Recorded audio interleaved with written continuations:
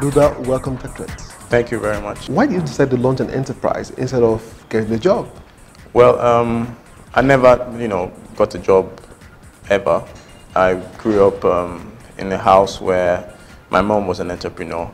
She had a small business for cakes and chin-chin and stuff like that. So I grew up learning the process of production to, supply to getting, funds back. So I think that really influenced me to just keep on creating, and I created, from one startup to another before I eventually ended up with Lucy. So I really never wanted a job. I just wanted to create, and since then I've been doing that. What are some of the challenges you have faced as a young startup trying to survive against all odds? Well, there are a lot of them. Nigeria is it's a challenge itself.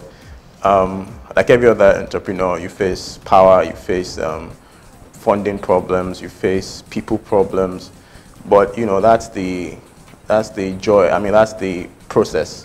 You have to keep solving problems as they come. So that's it for me.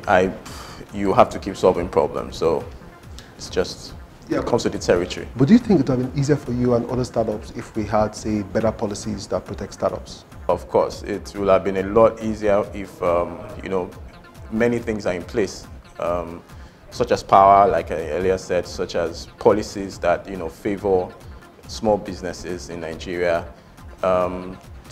taxes, things that choke us. If we had policies that were in favor of us, I'm sure it wouldn't be this hard. But it's a territory we are, and we have to just deal with what we have. Would you consider your enterprise as a tech-enabled business or a tech business?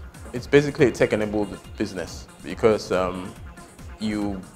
interaction is all online. You don't have to, get to our brick-and-mortar store, come to our office. You can do everything you want online.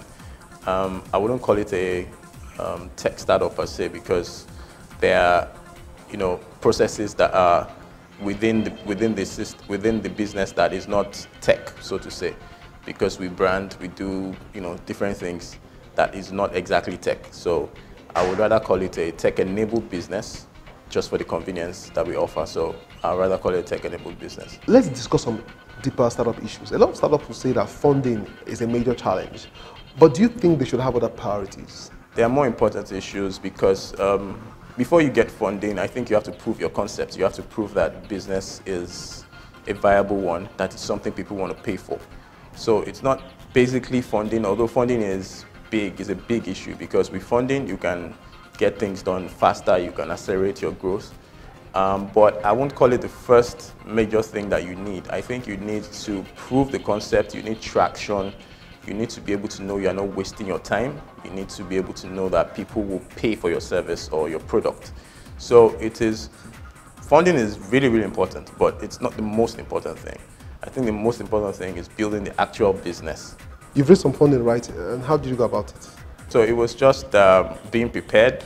I met, with a local investor, and he asked basic questions, and then by then we had traction, we had a proof of concept. So it was convenient for him to invest. He was okay with investing. So, and that was about 2 years ago actually. So we raised some money two years ago. Tell me, why do you think startups raise money today and they're gone tomorrow? It's not basically just raising money. You have to, like I said earlier, you have to have an actual business. So by the time we got funding, the following year we increased our revenue by 6x. So, and we've kept on growing from there. So funding really helped us. The funding really pushed us, and we hope to, get better even after that. Now let's do a competition. Are you afraid that some multinationals will get into spaces that startups like yours are already operating in? Well, I would be lying if I said I'm not afraid, but it's not just about them bringing